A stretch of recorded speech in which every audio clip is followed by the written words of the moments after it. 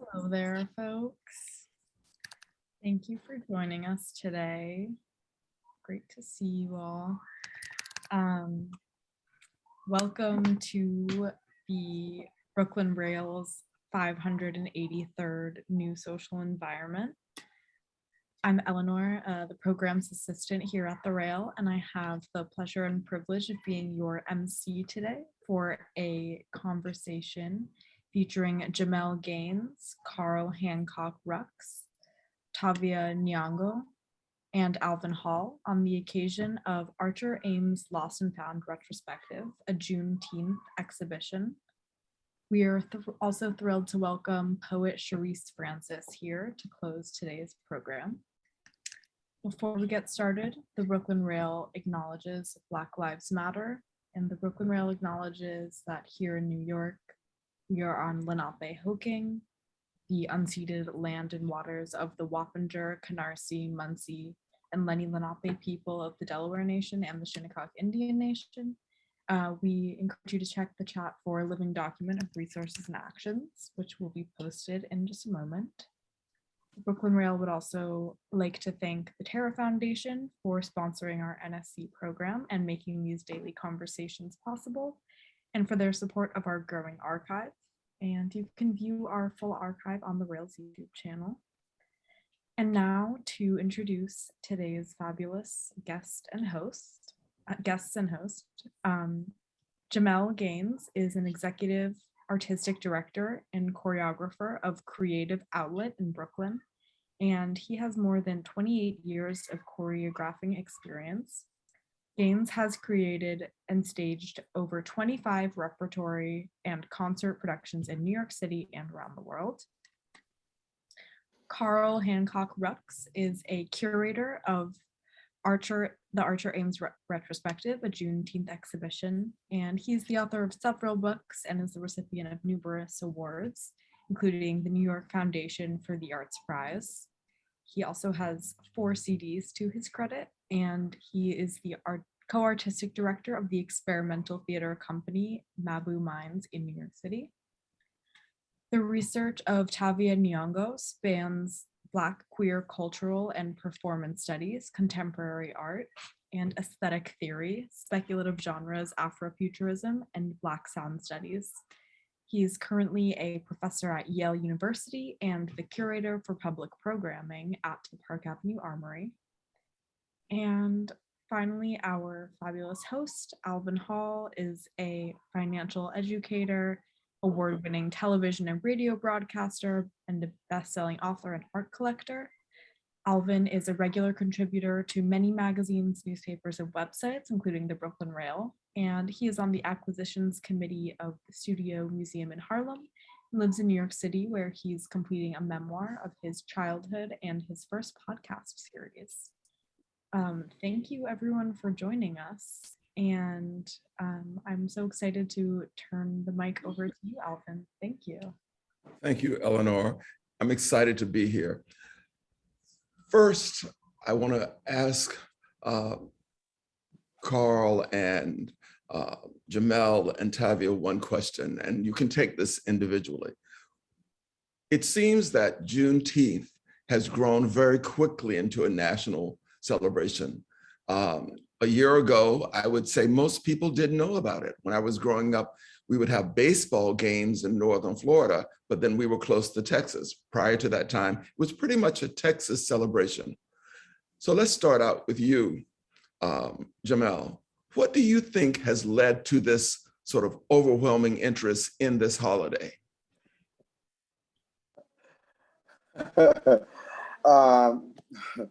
First of all, thank you for having me and inviting me.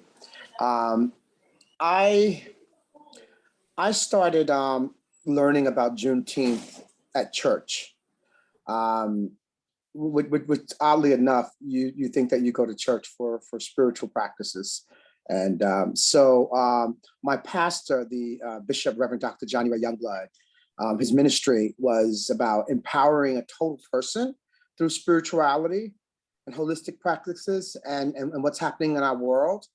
I think that the term ma'afa, I mentioned it in the past, that the term ma'afa, that's how I learned it. It's a Swahili word, which talks about the suffering during the Middle Passage. And for the last 25 years, he's been teaching us about slavery, its mental, physical, the financial cause of slavery in the space that we live in America. So back to your question, I think you hit it dead on, as you said, that it moved very quickly in the last 2 years. I think also with the Black Lives Matter, I think George Floyd, I think the consciousness of a couple of events that's happened in our world recently, I think kind of sped up the social awareness of it and needing something to celebrate, commemorate, and look at the lives of African people in the social struggle. Yes. Tavia, why do you think this? Yeah. Tavia, why do you think this became so important so quickly?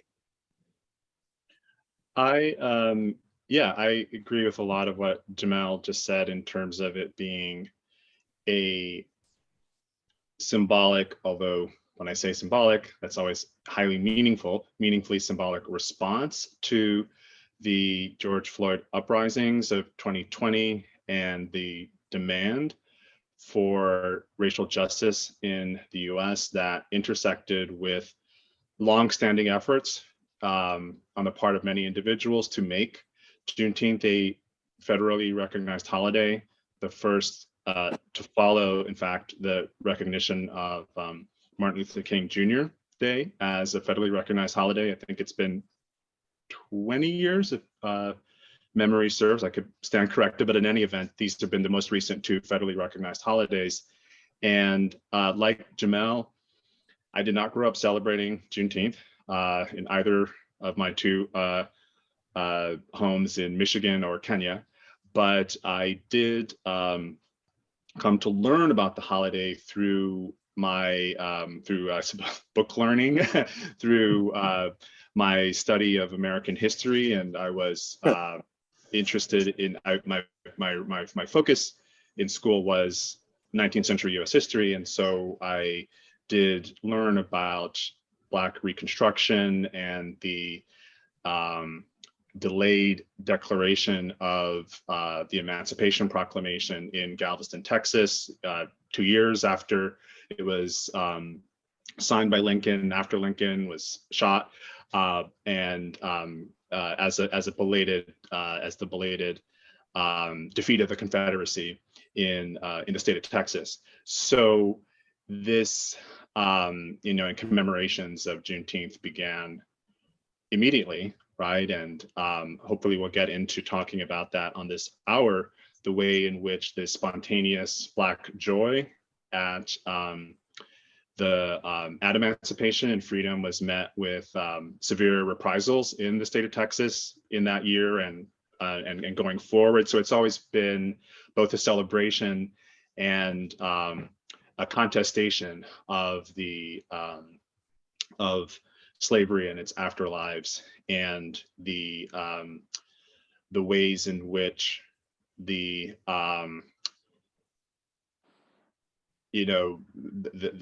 sort of syncopated rhythm of "sent for you yesterday, here you come today." Yes, I love that. I was reading that in your artist statement this morning. I think that's a really important statement. It's almost captures what I think is the essence of, we have joy on one hand, emancipation, but then the reaction from society always seems to take us 2 steps back. Given our knowledge of Juneteenth and its increasing importance in the national story, what do you hope to accomplish with Archer Ames' Lost and Found retrospective, the Juneteenth celebration? I can pick that up, and Yes. Jamel, please jump I'll into. jump in after, yep. Yeah. Okay. Great. Yeah. So this is this is a reconstruction of a play that Carl staged again about 20 years ago, entitled "Talk," ironically about a roundtable conversation about an artist who wasn't present. So Archer Ames is the protagonist of Talk, although he doesn't appear in the play. There's a bunch of different people who knew him, scholars, performance artists, all gathered in a setting called the Museum of Antiquities, talking about his significance and the ways in which he, as a what the significance of, you have to kind of see the play to get the full plot. I won't provide any spoilers, but it's a play about art, culture, and politics in New York City. And we decided to revive it in this installation form to use it as a lens to examine the commemoration of Juneteenth, which for over a century has been primarily celebrated, as was just mentioned, in Black Texas, Oklahoma, and other southern and southwestern states, but has become a federally recognized holiday and is, as a result, becoming a lightning rod for conversations about not just what has and hasn't been accomplished since 1865, but what hasn't been accomplished since 2020, right? So keeping in mind that the call for police and prison abolition, right, really resonating with the freedom dreams of ancestors in the 19th century who fought and won emancipation from slavery. This is the what those who will be able to hopefully attend on Sunday will see Carl's reconstruction of this history through a light and sound installation that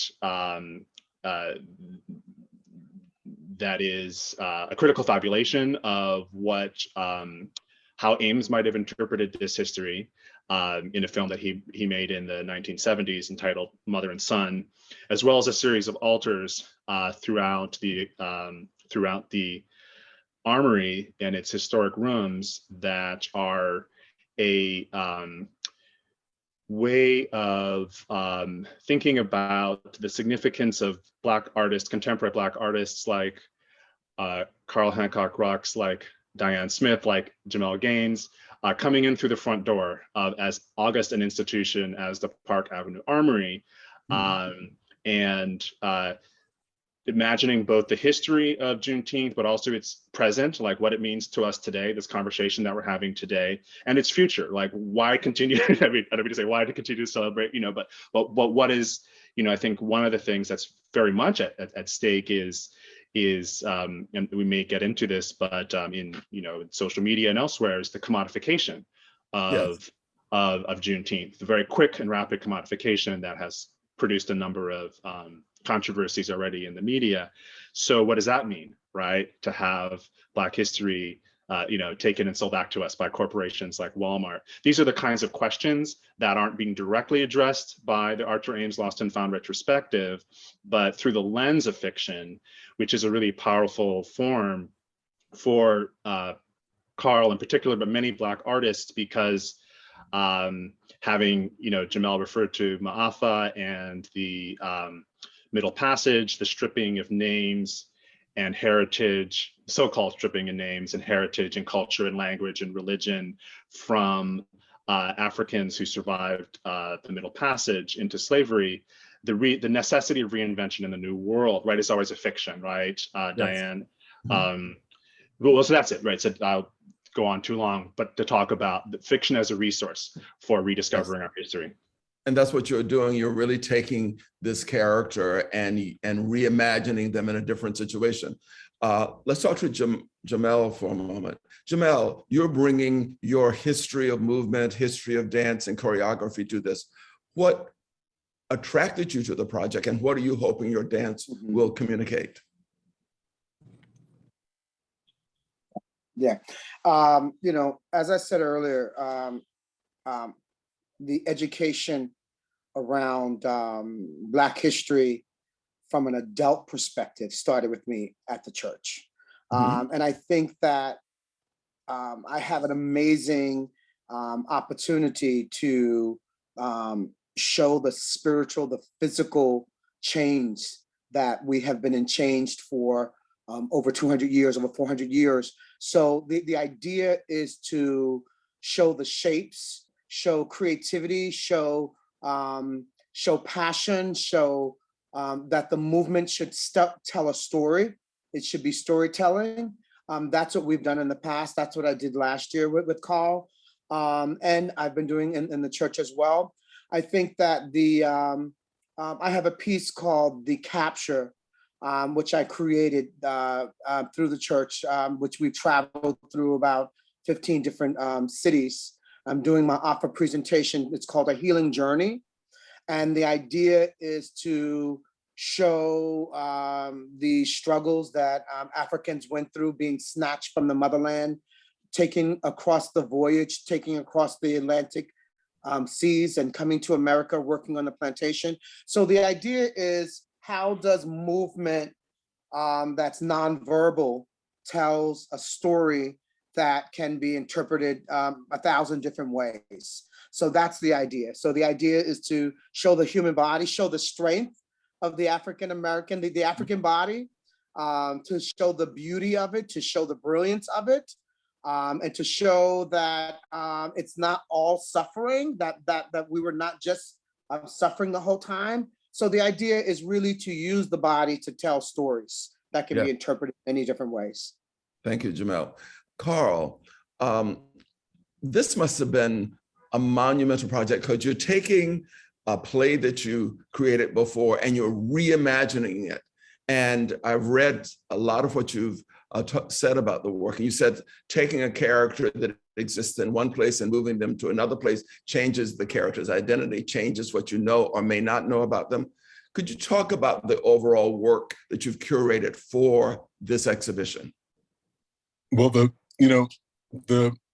go to the I guess the genesis of the play, in a way, even before I get to the curation of the work at the Armory, the play itself was about mining African American history via a multicultural lens, over the last 100 years, or certainly throughout the 20th century, and with Afrocentricity as the centrality, or as the nuclear force, right? And creating this Archer Ames. And for me, that was a sort of naming him that was like an onomatopoeia, or the idea of the Archer Ames, that the archer is aiming for something, right? Thinking about Blackness and thinking about identity, and constantly reaching for, aiming for an American identity, a cultural identity, an intellectual identity, a national identity, in a country post-emancipation. So for me, that's what writing that play was about. And wondering whether or not, I guess the question that I had was, have we done that, or have we been able to do that? I'm not questioning whether or not African American culture has actually created or anything that is notable or tangible, because that is obvious. We do know that, right? But it's broader than, our culture and our history is broader than, just our books and our records and and our dances. Our culture is also, our language and our cultural memory. So much of which was lost in some ways. I remember being in a conference once, and listening to Dr. Veve Clark give a wonderful talk about the milieu de mémoire, the environment of memory, right? And how she related that to sort of African Americans. Like, what is the environment of memory, and how do we take that through time? So in curating the show for the Armory, it was the same thing. It's like taking ephemera. I recently had an aunt, great aunt, who died just short of her 100th birthday.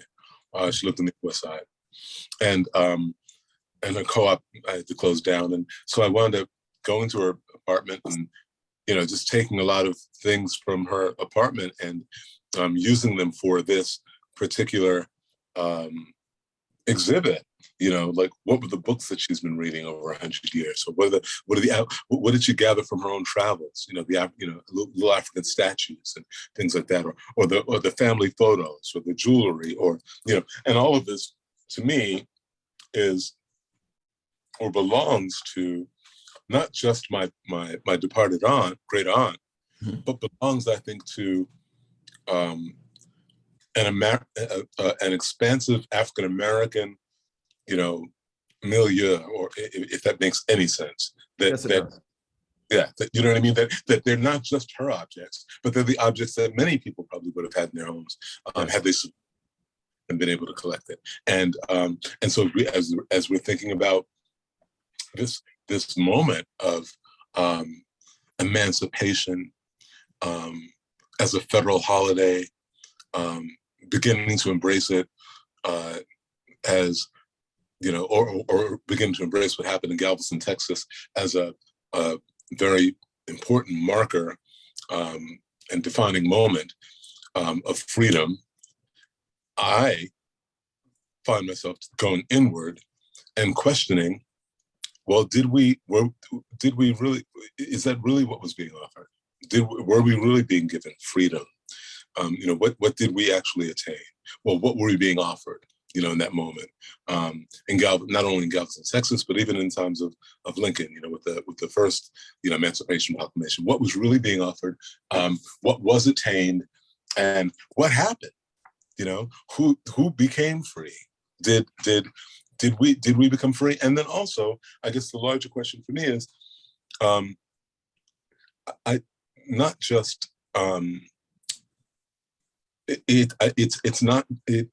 larger question for me becomes about not just were African American people or people of African descent actually given their freedom, or did they attain freedom or granted freedom through the abolition of slavery? But the truth of the matter is, as you mine history, is that the emancipation that needed to happen and that continues to need to happen is not just about the emancipation of Black bodies, in my mind. I think what we did not have was an emancipation of white bodies, right? We did not have a definition and an emancipation of those bodies, and the mindset that then created Jim Crow, and that created Jim Crow laws, and that, one of the greatest things to even learn about what happened in Galveston, Texas, is that, they had to finally, this General Order No. 3, they had to, tell these people, okay, all right, well, we can't keep you as slaves anymore. But of course, the people who were slave owners weren't very happy with that information and weren't happy about this this emancipation thing. And they weren't the only ones who weren't happy, right? And 10 days after that, there was in Galveston, Texas, they created a law that said, okay, here's how we're going to appease the white community in Galveston.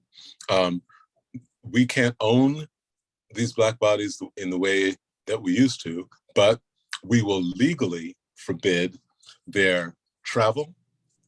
So there were these laws that said you can't travel, you can't congregate, you can't have meetings, you can't own property, you can't attain, you can't vote. And not only can you not vote, but you also can't attain any kind of political power or agency or title. So stay where you are and you're free. Yes. And what does it doesn't mean very much. It doesn't mean exactly, because what you have is a series of Black codes. That's what these were called. As soon as slavery ended, Black codes went into place. And then at the end of Reconstruction, the Black codes that had been removed were reinstated using Jim Crow laws. I've been writing about this. But what's most important about what you're saying, I think, is the whole psychological aspect of it. At each of these junctures, whether it's Juneteenth, whether it's the abolition of slavery, whether it is the passing of the Civil Rights Act of 1964. There's a psychological freedom that occurs, but it's not always with the majority culture. The culture holds on to the old ways of thinking. I think that's what is important about what you're saying. That's I'm right. very curious to see, though, given the fact that you use your aunt's materials as a part of the installation, what are the components and subjects of the various rooms at the Armory? Well, the first one room is a video room, a video sound room. I was able to use a lot of the photographs that my aunt had in her, her photo albums, and of course I also had her brothers and sisters, their photo albums as well. So I sort of brought that to this, what we used to create a sort of a sound and light video kind of exhibition. The images are, family photos, but more importantly, whether you know the names or the vocations of these people or not, and which most people will not know when they walk into that room, they will see men who fought in World War II, like my aunt is my great aunt, really. She's my grandmother's younger sister, and and then there were brothers and sisters. So it's that generation. So you'll see, like my Uncle Eddie, my great Uncle Eddie, who fought in World War II. Like you'll see his World War II photo. And this is a man who, and my adopted father, my aunt's brother, fought in World War II. Is the man who legally adopted me. And he fought in World War II, was given a Bronze Star, but wasn't given much else, and what did that mean, as we're going into this mid 20th century experience of, the Second World War, seeing men fight for their country. Yes. But not really fighting for themselves. What are they fighting for? And this goes back, of course, to what was happening well before the World War II. I mean, the same thing happened in World War I, and it happened before that in the Civil War. I mean, we were fighting all along the way, but we had nothing to gain from that. We didn't really gain as much as I think we thought we could have possibly gained. What's interesting for me, I see that if I walked into that room, that I would probably connect with that picture because when my grandmother died, the one thing that I received was the only picture of my grandfather I've ever seen in my whole life, and that's him in his Army outfit. But I want to ask Tavia for a minute. Tavia, what do you see as important to the person going through these rooms at the Armory? And if you could give us a synopsis of each room. I think that what you see is a beginning in the video room, which I had an opportunity to sit in alongside the artist Diane Smith, who if I have a chance to say something about her contribution to the imagining of the exhibition, an opportunity to kind of connect to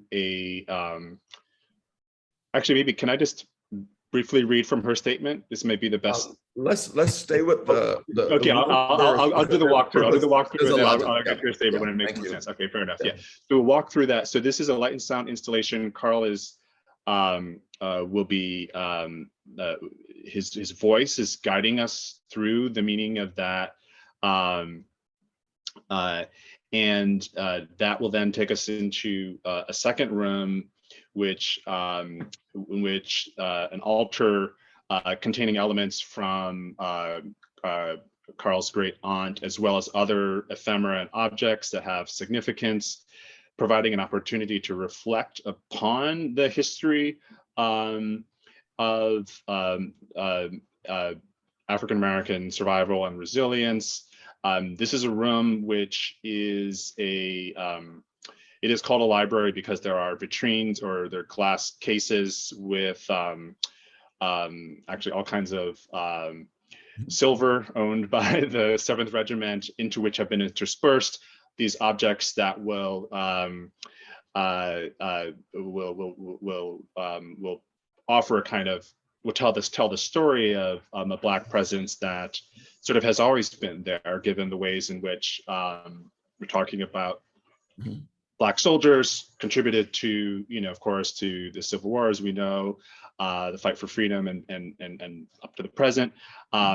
Then creative outlet will be in the main hallway as representatives of the Amesites, Latter-day acolytes of Ames, who are engaged in a kind of practice of Black study, reflecting upon this history and part of the fiction of, part of Ames's history as a writer and a filmmaker was he worked with a group to make the original film Mother and Son, and so these are the latter-day descendants of that, suggesting kind of ongoing return and reinterpretation of the Black arts movement, culminating in another installation in what we call the Board of Officers room, in which the sort of home environment that Carl was referring to just now will be recreated alongside a musical soundscape that could have been taken from Archer Ames's record collection. We have his record collection, so we're going to be playing some of that. And then at 3:30, a special recital by the mezzo-soprano Alicia Hall Moran, accompanied by the pianist Aaron Deal, will be performing 4 songs selected by Carl, representative of again, drawn from, I suppose, from the Ames collection. So they've never been performed by Alicia before, and it's Bernstein, Puccini, and Brecht, and a late edition from Duke Ellington, I just learned. So we will, you have to be there. One night only kind of performance, and I see that also as a kind of overture, because this is happening in the afternoon, and there will be immediately after the afternoon's events at the Armory, the evening performances, I Dreamed a Dream That Dreamed Back at Me at Lincoln Center will begin at 7. So a kind of musical overture, a space of remembrance, milieu de mémoire. I garbled that a lot, and I was practicing it this morning. Milieu de mémoire, an environment of memory. What does it mean to take an environment, to take these historic rooms, which have so much memory, but not necessarily the memory of the freedom dreams of so many in the African American community. So just to be clear, there are 3 components. There's the talk tonight at Harlem Stages, which is sold out.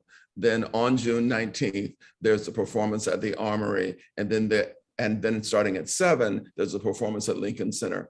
Jamel, where will your work be featured most? I think we're doing different things at the 2 places. Okay. We have a soloist. Yeah, we're doing different things at the Armory. It's more of I guess imagination and stillness and envisioning, thought-provoking through minimalist movement. And then at Lincoln Center, we're kind of guiding people from one space as they're entering Lincoln Center, as they're entering the grounds. The artists are leading them through a pathway of movement, and they're kind of following us through the mall at Lincoln Center. And then we have a soloist who will be working with the spoken word artists, and they kind of go back and forth with spoken word and how it's interpreted through movement and the conversation of movement. Beautiful. So both are very different. I love your arms as you're telling this. It's quite lyrical and beautiful. I love it. I love it. That goes to me, if I may, if I can just add this, because I think that, dance, and I have, and Jamel knows this, and I've worked with Jamel for years. I mean, I have a long relationship with dance. Dance, just like music, but more importantly, dance has this nonverbal, spiritual vernacular that nothing. Yes. How do we actually, how are we able to have conversations with the gestures of our bodies without using words? And how is that translatable across cultures, right? So even I don't have to know your language and you don't have to know mine. But if you see the dance, if you see the Jamel's arms, the movement, the whatever, then I know what a war stance is, I know what a forceful stance is, or I know what a surrender is, and that's what dance means to me. Dance is so spiritual in that way. So I really see the dancers as inhabiting, the performative sort of spiritual entities of Blackness and Black culture. Through all of these rooms and all of these spaces. They really, for me, become nonverbal yet verbal spiritual guides. Yes. Absolutely. The other two people you have involved are Alicia, and you have the musician, and you wanted to read a statement by her. Yes, Tavia. Oh yeah, just to go back to the your earlier question, your opening question about why Juneteenth now. This is the statement from Diane Smith, who has created the sculptures, including the sculptural dress that Alicia will be performing in. So Dan writes, during the pandemic, and she's actually installing right at the moment, otherwise she might be able to join us today. During the pandemic and the Black Lives Matter movement, notions of freedom have been prevalent in my mind. Freedom is relative to the person talking about it. As we embark on Juneteenth, it also causes me to reflect on our ancestors and what freedom might have meant to them. Would they ever have imagined that I'd be able to co-curate and create work at spaces like Park Avenue Armory and Lincoln Center? I do not take for granted that this is only one aspect of freedom. Many of us are still in bondage. My duty as an artist and human is to represent my people, Black people, culturally, historically, politically, and respectfully.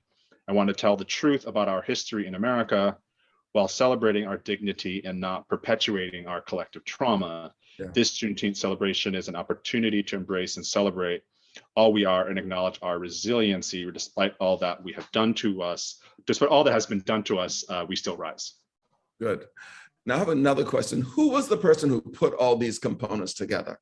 That's the curious, because you have all of these various components. We know that the idea, Carl, came out of your mind, but who was responsible for coordinating all these various elements? Me. I mean, I think did you stay up 24/7 to do this? I've stayed up for all of the years of my life to do this. Years of my father's life to do this, and in fact, all of last night to do this, and to continue. And I mean that literally. I mean, I literally was. I have to share with you that around 3 o'clock, I didn't sleep last night. I would say that, from 2 o'clock to 3 o'clock to 4 o'clock in the morning, I just kept thinking about all of these elements and all these people that I've pulled together in these places to create this work. And I found myself tearing up a little bit, not just because of the opportunity to do it, but also because of what it meant or would have meant literally to the lives of people who are not here to witness it, like my own adoptive parents. There's a song, for instance, and Tavia talked about, one of the rooms, for instance. We have a lot of vinyl records that belong to my great aunt, as well as to my adoptive father, who was her older brother, and his wife. And some of those songs I remember being a child listening to, and them playing in their living room, and being a little perplexed about why they played these particular records over and over and over again, and how somehow the spirit of the room changed when they would play these songs. Now, I'm speaking specifically of songs like Etta Jones singing "Don't Go to Strangers." I did not understand what that meant. But the more, as I get older and I listen, "Build Your Dreams," to the skies above, but when you need someone to love, don't go to strangers, come home to me. Did they ever find that someone, and not physically, but that someone, something, that entity that they really were able to return home to, so that they could remove themselves from the place of estrangement? Right? I mean, their Blackness was an estrangement. My father had such a strong relationship to Billie Holiday's "God Bless the Child." Money may have, father may have, mother may have, but God bless the child who's got his own, right? The economy, right? The economy of Blackness, meant a big deal to him because he'd lived through the Depression, was born, like I said, in 1915, and grew up during the Depression. And I don't think the economy ever left his mind. I mean, sort of, the surviving and having to survive and trying to figure out what his, economic power was in this country, and whether or not he had any economic power at all, or agency. It makes sense that Billie Holiday, who was born the same year he was, would write or create or be drawn to a song that is very meaningful and really challenges and talks about the dollar value. Like who, my mother may have money, my father may have money, but but what is my own? Carl, What is you have touched me deeply with this, because right. I'm sitting in my living room, and to my left is the Carrie Mae Weems work with those lyrics sandblasted on it. It's one of the works that's constantly in my house, because music, I think, speaks not only to our autobiography, but to our aspirations, our dreams. And it speaks sometimes so directly that you want to hear that song again and again and again, not only as a reminder, but for the strength that it gives you. That's right. So I know we have to be off shortly because we're running out of time, but I want to ask each of you one question. Do you feel, and each of you can answer this in your own way, that if a person walks through those rooms in different orders, that they'll have a different emotional and psychological experience of Archer Ames, Lost and Found? Tavia, you can start. Yeah, my curatorial impulse is to say that that freedom is expressed through the one way that freedom gets expressed is through freedom to be anywhere in the universe, right? And so the idea of we have a proposed a way of walking through that space, but people are going to do what they're going to do. They're going to walk through the space, and they should, right? And that sort of but I also want to say that to kind of answer your first question is definitely the person who organized this all is Carl, and he may not say this but I will, that he in the manner of like a band leader, that in working on this in this project, it never ceased to surprise me how many people immediately, enthusiastically, and right, and that power of being able to bring so many different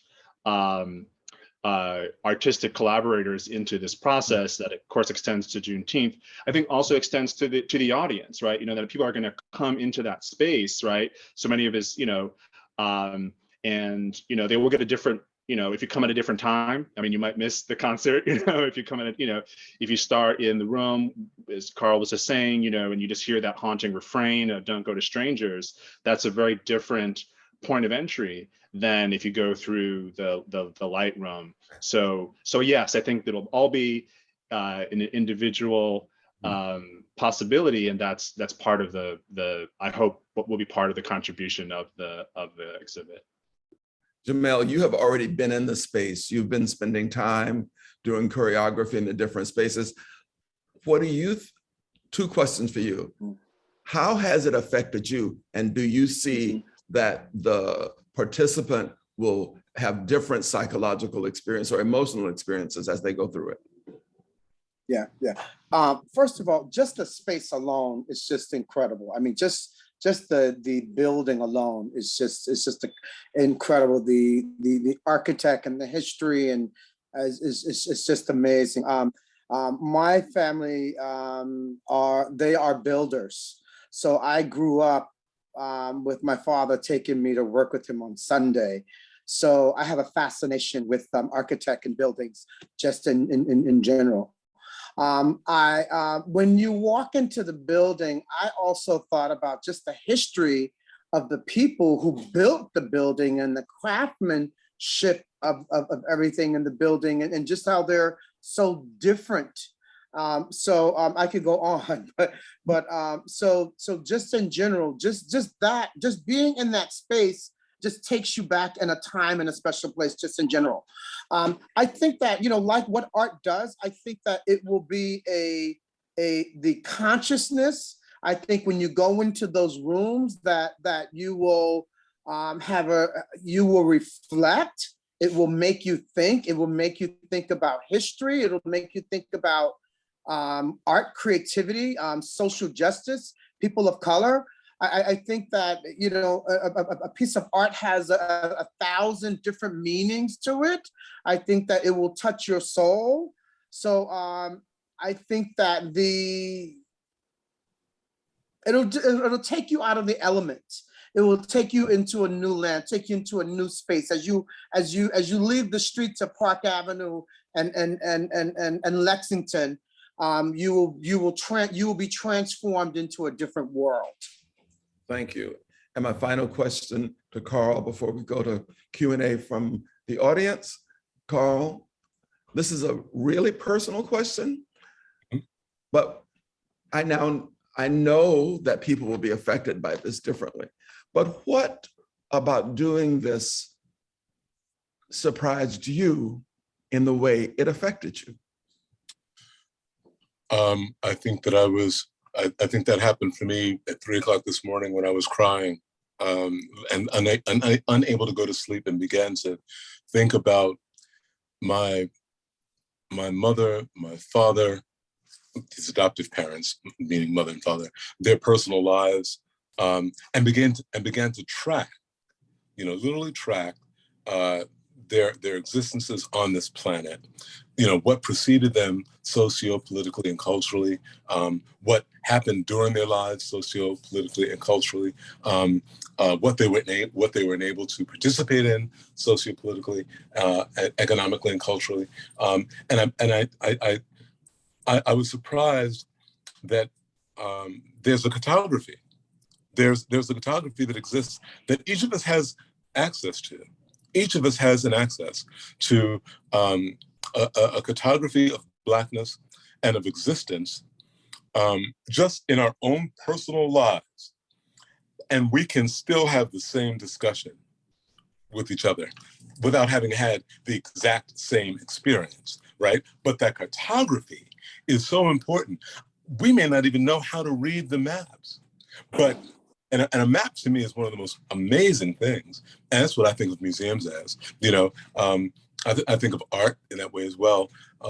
Growing up, you know, going to museums and also seeing the works of great artists, you know, seeing all these gestures. I don't know that I knew how to read the art that I was seeing, even the first time I saw Basquiat. I don't know that I was able to completely read it. I wasn't literate enough. But as I get older and older and older, how I read it now is not how I read it when I was 10 or when I was 8 or when I was 5. And I come to a new understanding of a gesture, the gesture of a movement, the gesture of a sound. I can listen to a record and I can hear Miles Davis or Duke Ellington. I can hear a note. My parents were big on this, by the way. They were sort of backseat musicologists, and they would listen to these records and say like, "Oh, did you hear that? Did you hear that sound that Lester Young just made? Did you hear that horn sound? Did you hear the way that Billy just phrased that note, or how she informed that one word?" And they paid particular attention to this articulation of a word and a sound, and it was greater than anything else. It was greater than the album itself. Just in that one little that phraseology. And so I think that what surprises me is how much more we have to learn about our collective histories via our personal histories, via this nation's history. You are bringing to this such finesse of experience in the way you just described Billie Holiday bending a note, or Lester Young, jabbing a note. We look forward, I think, to seeing what this is going to be, because all of you, Jamel, Carl, right, Tavia, the ladies involved, you all bring wonderful experiences and different cartographies to this. And we look forward to seeing what those cartographies are. Now we're going to take some questions. Eleanor? Yes, thank you, Alvin. And thank you so much, Tavia, Jamel, Carl. Thank you for this amazing conversation. So excited to see the installation. Our first question will be from our friend GE. GE, you should be able to unmute. Thank you, Eleanor, and thank you so much to the panel. This may be a question coming from a totally different place, but I was struck because I read it recently again. Is the program influenced in any way by Ralph Ellison's novel Juneteenth? I would say that it is and it is not. I did not read Juneteenth when I was, or I had not thought of the novel. I had read it, but I had not thought of his novel when I was creating this. It was really in response to, this proclamation that happened during quarantine that Juneteenth would be made a federal holiday, and that it's something that we should all celebrate. And as we enter into this moment of this legalization, this federal holiday of Juneteenth, I wanted to be at the precipice of informing what this holiday could mean, because 50 years from now or 100 years from now, I won't be able to inform it in the way that I'm able to now. And by that I simply mean that the 4th of July right now, or at least in my own lifetime, as I grew up, was about firecrackers and hot dogs and good time. But I didn't understand even the Star Spangled Banner. I don't, as I sung in school, I didn't know anything about bombs bursting in air. I wasn't in the body of the man who wrote that song, or even in the communities in which that song had been written. As I get older, I begin to think about those lyrics, and I begin to wonder, what was it like to have been in an environment and to have seen these bombs bursting in air? And what did that bring? Did that, how did one respond to that with fear? How did one respond to that with expectation? How did one inform that with hope and resilience, or not at all? I inherited it as something as an abstract.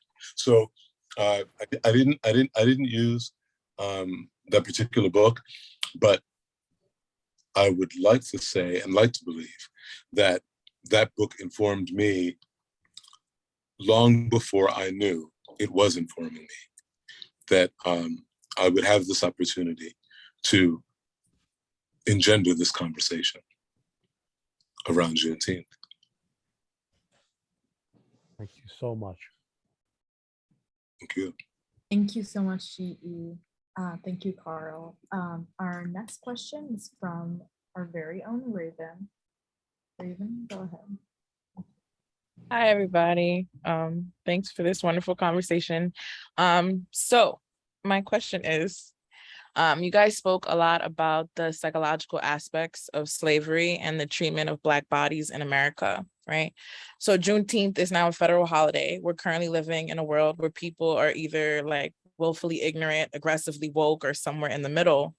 I often feel like small wins like this are band-aids to the bigger problem. And I'm curious to know, in terms of plight, what do you think in terms of a solution to creating a more equitable America for all? It's kind of like a deeper kind of question, sorry. I can answer that, but I don't want to dominate. So maybe I should let Tavia and or Jamel speak to that. Actually, if you could answer it, I'm fine with you answering it, Carl. You know, I think it's very difficult to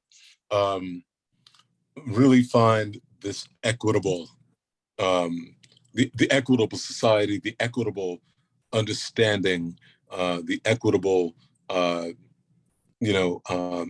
coming to terms with a history, because the history of America was not created. In fact, it was created with inequity, right? And so, what I'm embracing and acknowledging every day of my life is that when I call myself an African American, that is, in and of itself, an identity that was born through a gesture that never had me in mind. Who I became is not what this country intended me to become. American, right? Or that it would even acknowledge my Africanness, right? So the equity is very hard to find, but it is available to us. I think it's available in the ether if we continue to mine history and moments and uncover things. And I'll just say very quickly, I'm involved with an organization in New York City, the Historical Landmark Society, and in erecting cultural medallions. It's something that I've always dreamed of. I wanted to place markers all over the city of New York where African-American people lived, famous people lived. One of the ones that we just recently were able to erect and celebrated was the first apartment that Zora Neale Hurston moved into in 1925 when she was at Barnard. I am still reeling from the celebration and that we were finally able to do this. But then as I reread Zora Neale Hurston, and as we all reread Zora Neale Hurston, and so as we all go back and even unearth things, books of hers that had not been published heretofore, right? We start to understand the life of a woman who had spanned, these decades, and then yet died without the equity that the Harlem Renaissance was supposed to be promising. Somebody's calling me. Is that from you guys or is it from somebody else? So she died broken, poor, and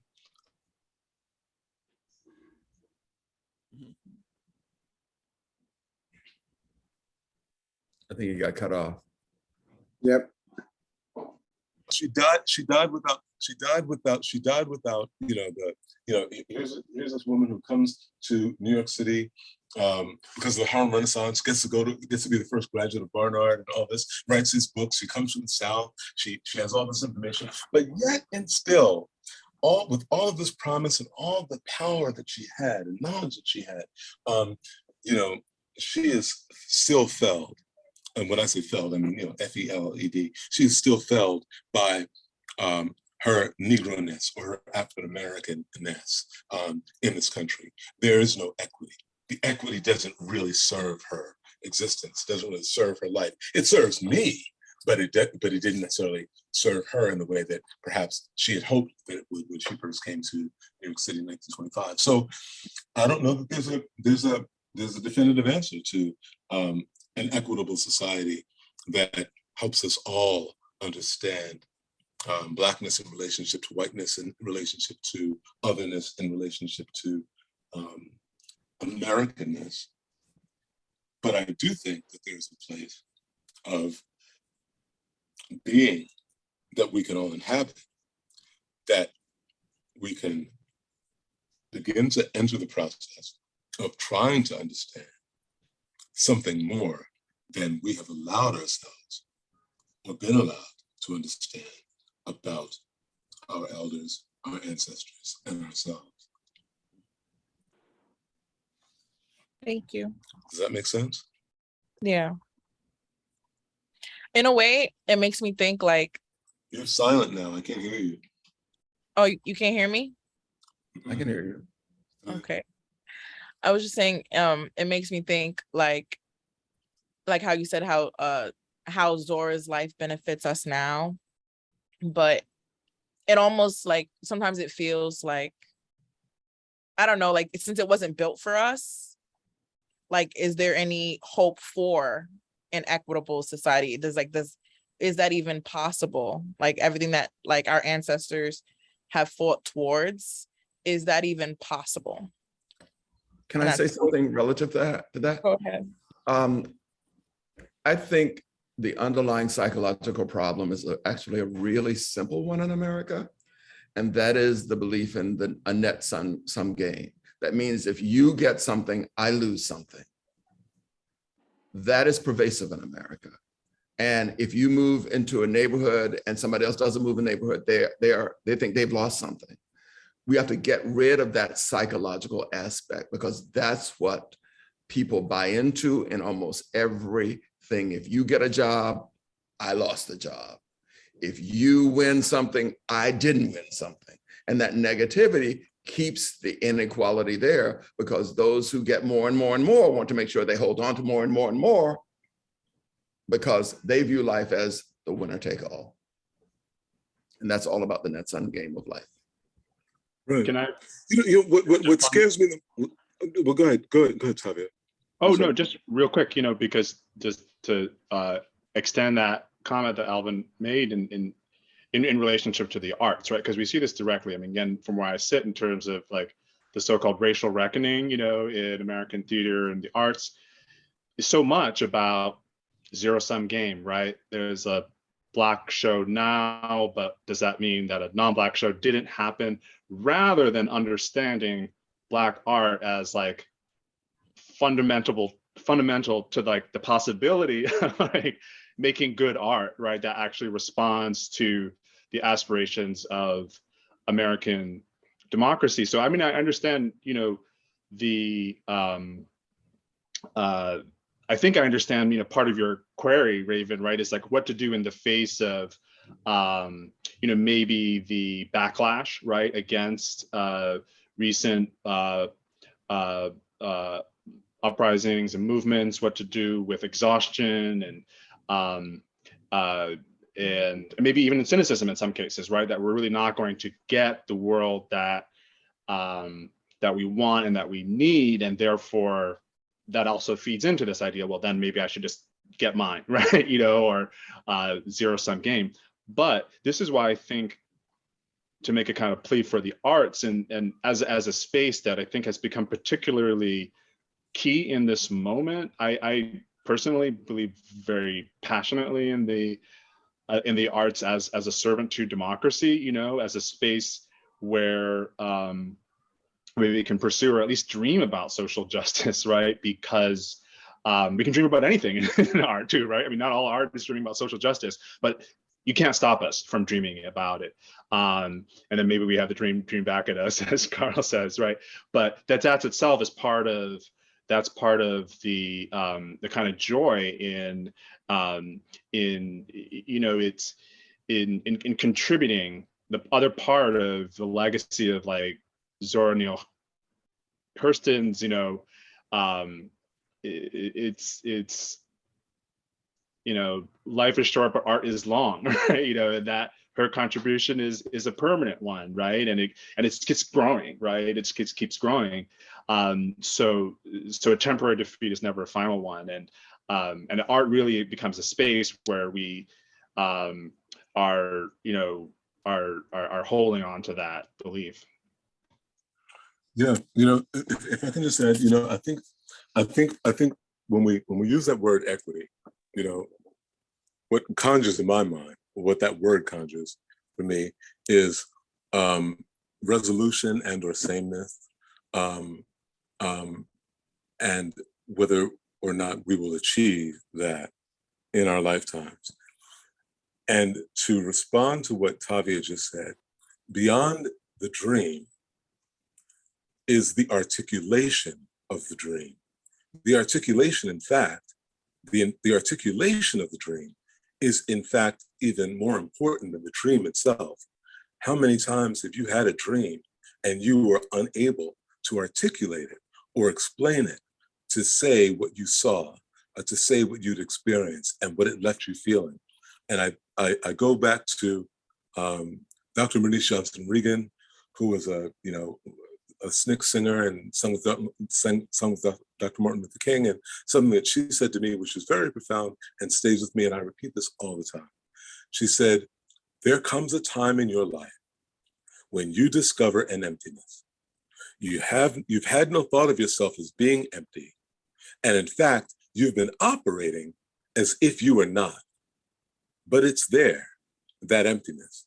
And the moment that you discover your emptiness, nothing hurts more than your emptiness, except your yearning to be full. And that's when, for the first time in your life, and for the first time with your life, you search for a tongue, a language, a means of articulation. And that really is what we all need to do.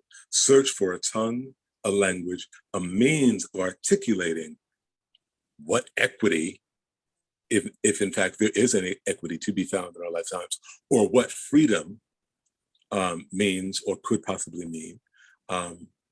We need to continue to formulate the articulation of what we want, how we define ourselves, how we want to be defined, and the conversations that we want to have. It's about the articulation of the dream. Thank you all. Thank you, Raven. Such an amazing question. Thank you for allowing that. Another amazing conversation. That was amazing. I'm blown away. I think it is now time to move to our closing poet. And we are so lucky to have Sherese Francis joining us this afternoon to be our Poet Laureate of the day. Sherese Francis is an alchemist of the imagination and expresses herself through poetry, interdisciplinary arts, workshop facilitation, editing, and literary curation. Sherese's work takes inspiration from her Afro-Caribbean heritage, Barbados and Dominica, and studies Afrofuturism and Black speculative arts, mythology, and etymology. Sherese has won numerous awards and published 3 chapbooks. Sherese is the poetry editor of Newtown Literary and curates Queens-based literary and mobile library project, J Expressions. Thank you for the amazing conversation, and thank you, Sherese, for joining us to conclude today. And I pass the mic over to you. Thank you, Eleanor, and thank you, Brooklyn Rail, for the invitation to be here today. Thank you to Alvin, Carl, Tavia, and Jamel for this wonderful conversation. A lot of it resonated with me. Today, I'm going to read a couple of poems. The first one is called Same Nobody, a ghazal for the echo of God. It was inspired by the Caribbean vaudeville performer in the 20th century, Bert Williams.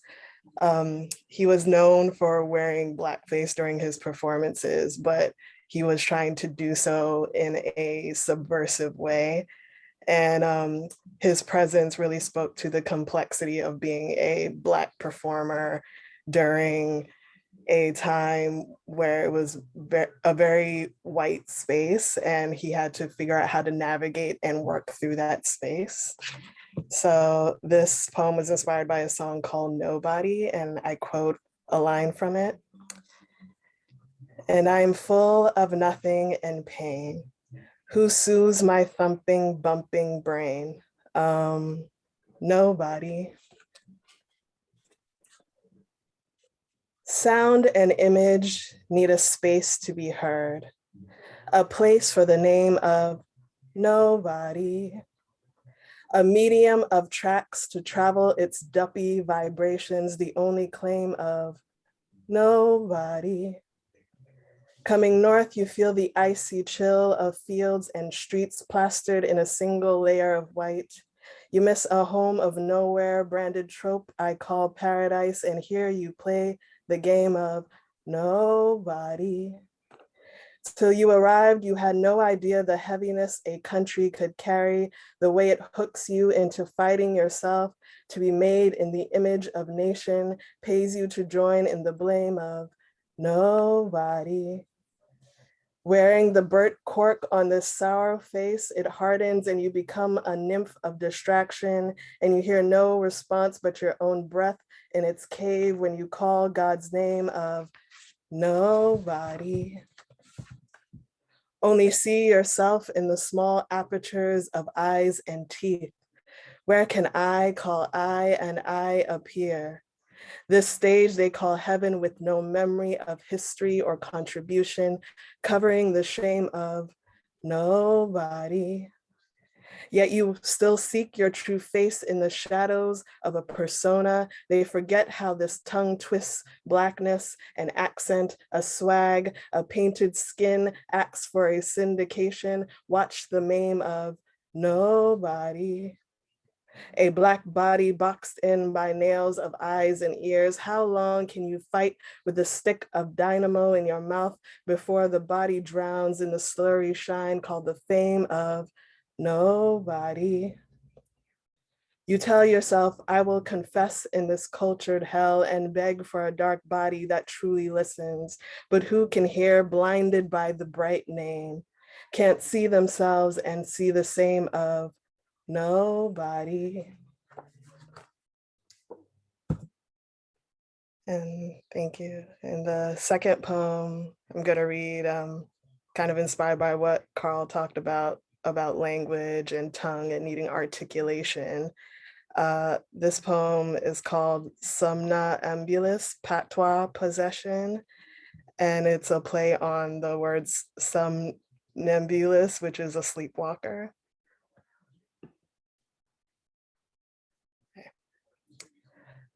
I afraid I not woke enough. Ready word I keep looking for. I need me beauty rest. The world mishandled me into this broken clay. I tired of thought. A response to some foreign god stomping on me head. I want body, a vestige of where I've been. I afraid I not woke enough.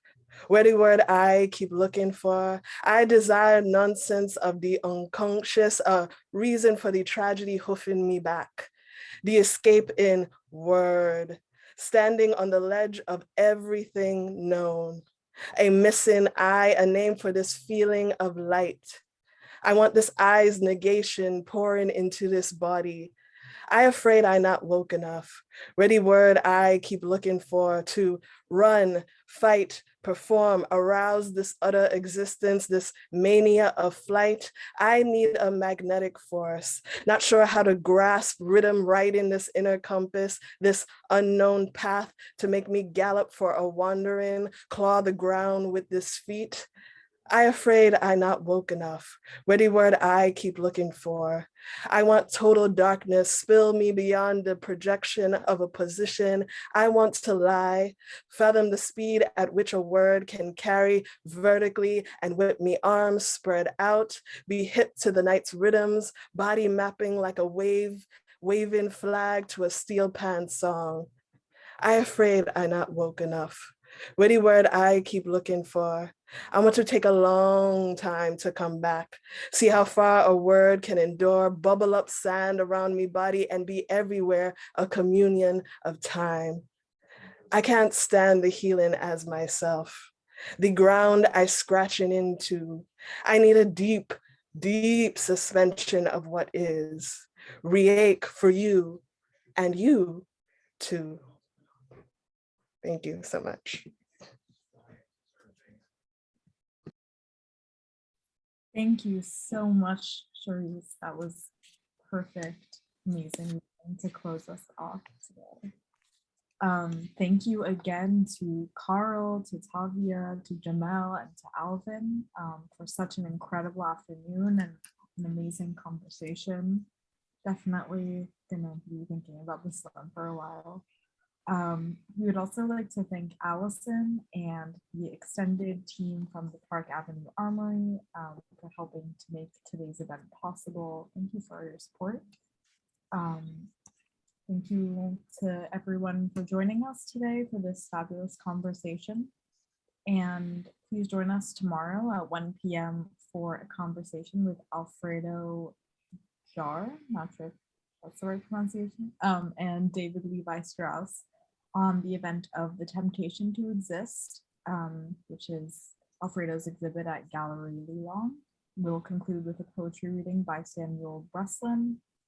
And over the past 22 years, the Brooklyn Rail has brought together art, music, dance, film, theater, literature, and thoughtful social and political meditations in our monthly publication and our public events like our daily NSE here today. So please check the chat for a link to support our operations, writers, and editors here at the Rail. And I want to just thank our guests one more time. Thank you, Sherese. Thank you, Alvin. Thanks to all of you for joining us today. And you can now unmute and say hello and goodbye as you leave. Thanks, everyone. Thank you guys so much. Thank you. Thank you. Thank you, everyone. Thank you, Alvin. Thanks, Alvin. Thank you. Thank you, Carl. Again, great to hear your voice. Carl, good to see you. Carl. So Thanks, amazing. Tavia. Thank you, Carl. Thank you, Amazing Tavia. Thank you, Thank you. Alvin. Thank you, Sheree. Jamal.